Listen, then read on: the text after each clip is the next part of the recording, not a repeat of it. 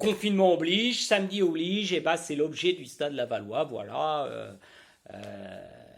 Un nouvel objet du Stade Lavallois. Alors pour le Stade Lavallois actuellement, écoutez, les vendredis passent et se ressemblent. 0-0 contre Boulogne et surtout 10 heures sans marquer un but. 10 heures mes amis sans marquer un but. Mais que se passe-t-il?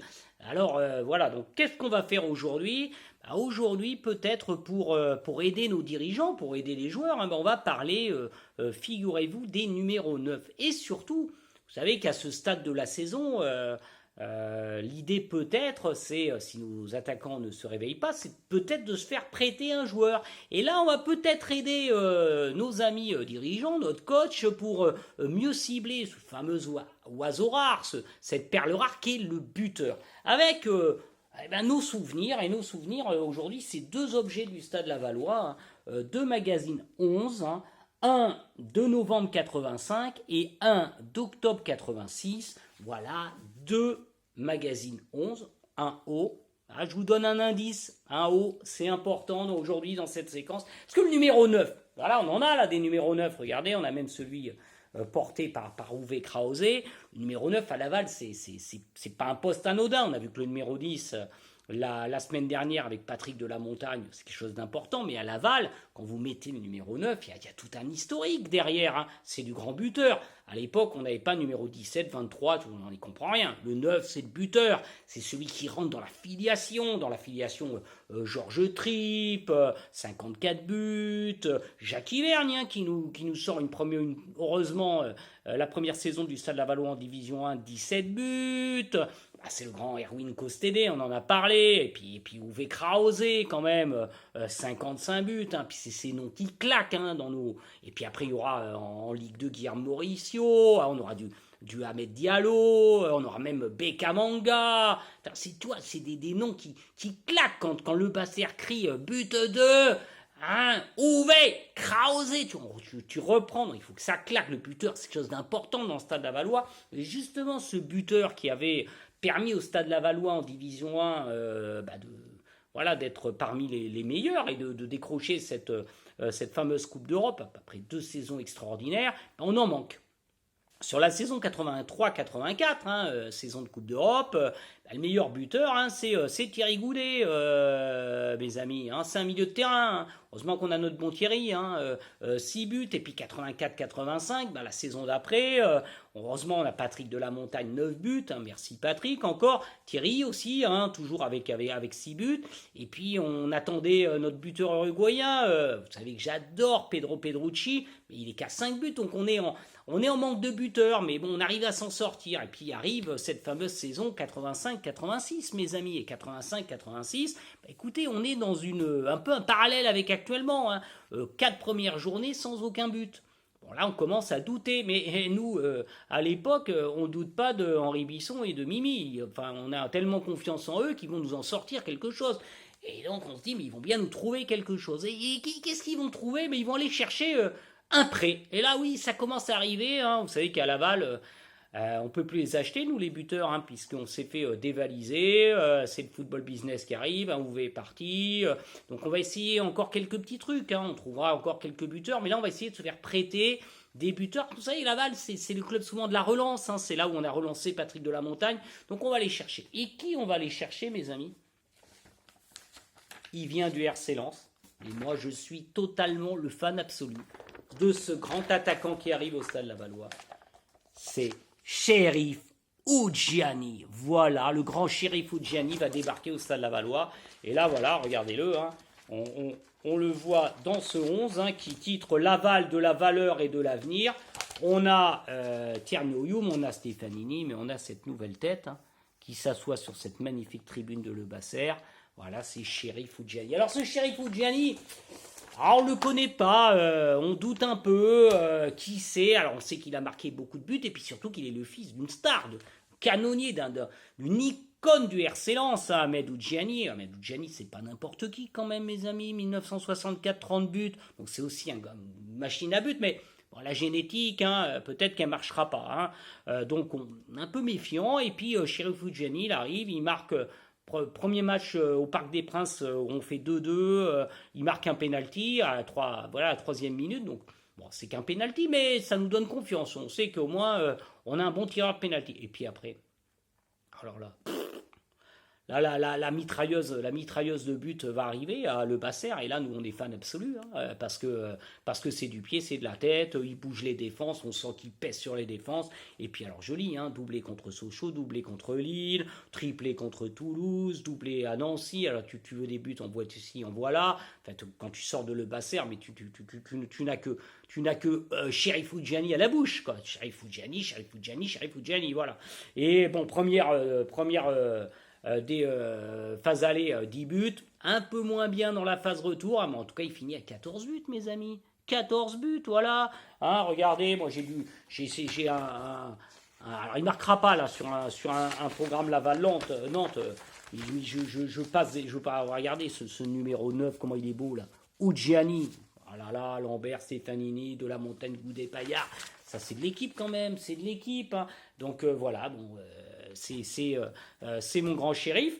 Et donc à la fin de cette saison, Laval finit 11e, vous allez me dire, on est cool, avec 35 points, sauf que les relégables, ils sont à 31 points, donc 4 points de différence, et le barragiste, il est à 33 points. Hein. Alors il y a une multitude de clubs à 34 points, donc le shérif, là, avec ses buts, il nous a sauvé la saison, là, faut le dire, hein. Faut pas être historien pour te dire que cette saison 85-86, l'homme qui sauve le Stade Lavallois, c'est le grand, l'immense shérif Foudjani, je m'y perds, mais regardez-le, on va vous mettre des photos, qu'est-ce qu'il est beau mon shérif, et puis shérif il va avoir une magnifique carrière, hein, 218 matchs en D1, 73 buts, il va partir à Lens, à Sochaux, et puis surtout, c'est l'homme qui est déifié en Algérie, puisqu'il est international algérien, il marque ce but en 1990, lors de la finale de la CAN, qui donne le premier titre continental à l'Algérie, dans une immense folie collective, incroyable, ce Chérif Foudjani. Donc voilà, c'est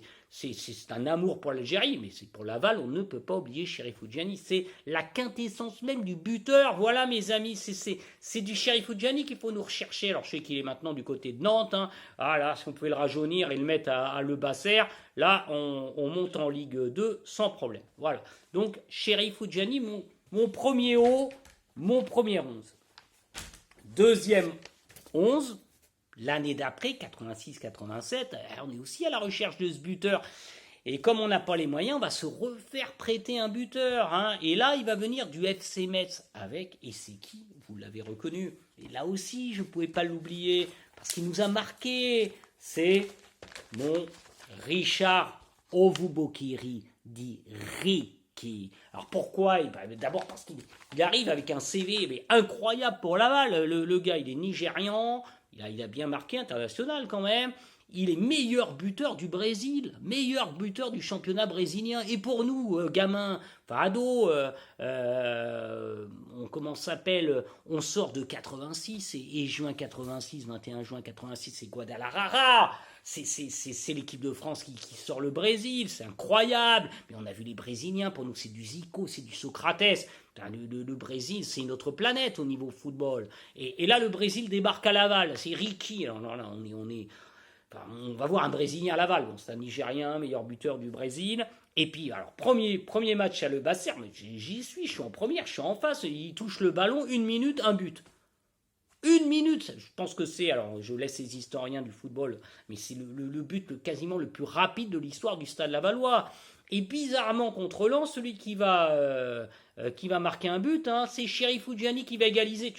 Enfin, le football c'est incroyable, tu as les deux buteurs du Stade Lavallois, Udjiani passé ou Kiri pendant cette soirée là qui marque, on est presque content que ça soit Chérif, parce qu'on ne l'a pas oublié, mais il y a Richard.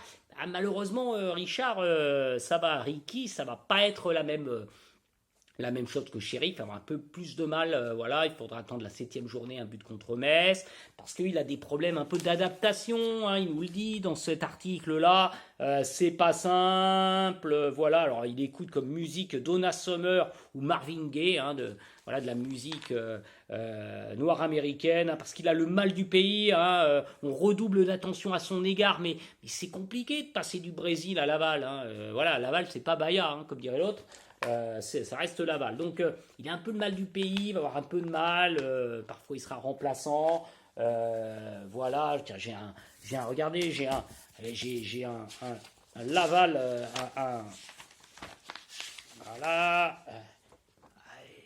Petit programme là. Il va marquer là. Hein. En plus, un Laval Racing Paris, on gagne 3-1. Il marque. Hein. Regardez, Youm, Vubokiri, Audrin. Ah, ça, c'était un bon attaquant de la montagne. On a Edli. Voilà. Là aussi, on a une belle équipe quand même. Elle est belle cette équipe. Hein. Voilà. Et puis voilà. Regardez la belle photo dédicacée. Hein.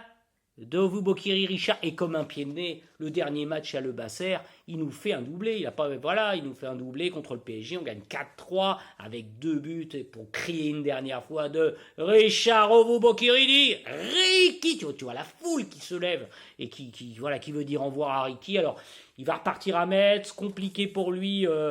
Voilà, parce que toujours le mal du pays, il repart au Portugal hein, pour écouter la langue brésilienne, la langue portugaise. Et mes amis, on l'oublie trop souvent, mais il devient meilleur buteur du championnat portugais avec Boavista. Voilà, il va faire. Après, il fera des piges au Qatar, il reviendra au Brésil. Je crois que maintenant, il est agent de joueur au Brésil. En tout cas, nous, on ne l'a pas oublié. Hein, Richard Oubokiri, nos deux Zo, hein, Gianni Oubokiri. Et saison d'après, un troisième va arriver, je vous le dis. Hein, c'est François Omambik, hein, le triple haut du Stade Lavallois. Donc, il faut peut-être chercher un buteur qui commence par O. Je ne sais pas, hein, ça peut peut-être marcher au point où on en est. En tout cas, voilà, c'était ces deux extraordinaires joueurs qui ont marqué l'histoire du Stade Lavallois dans ces deux 11 qui sont aujourd'hui l'objet. Cherif Gianni, Richard Ovoubokiri, deux joueurs prêtés mais qu'on n'oublie pas au Stade Lavallois. Et puis on fait aussi un petit coucou à Ouest France qui, comme la dernière fois lors du confinement, a décidé de se plonger aussi dans l'histoire du Stade Lavallois. Ça devient bankable, l'histoire du Stade Lavallois. Vous m'en voyez ravi parce que pendant un moment quand même... tous ceux qui s'occupaient un peu de l'histoire, on les traitait de nostalgiques, donc maintenant ça devient bankable. En tout cas, ils font une superbe chronique. Hein, chaque jour, je crois qu'ils vont... voilà un joueur, un dirigeant, quelqu'un qui a marqué le Stade Lavallois. Ils ont fait Henri Bisson, Mimi, Kérusoré. J'espère qu'ils vont mettre Richard Oukiri et Cherif Gianni. En tout cas, nous, on les met. Hein, on remercie Ouest France. Hein, tous les jours, ils nous sortent un peu de rétro. C'est très bien, de superbes images. On vous dit au revoir. Nous, on va mettre le masque du Stade Lavallois pour sortir un peu. Voilà, vous restez, vous faites attention à tout le monde. Et on se retrouve la semaine prochaine pour un autre objet du Stade Lavallois. On approche de la fin. Allez, au revoir et portez-vous bien. Et allez, le Stade Lavallois, vous nous trouvez un vrai buteur.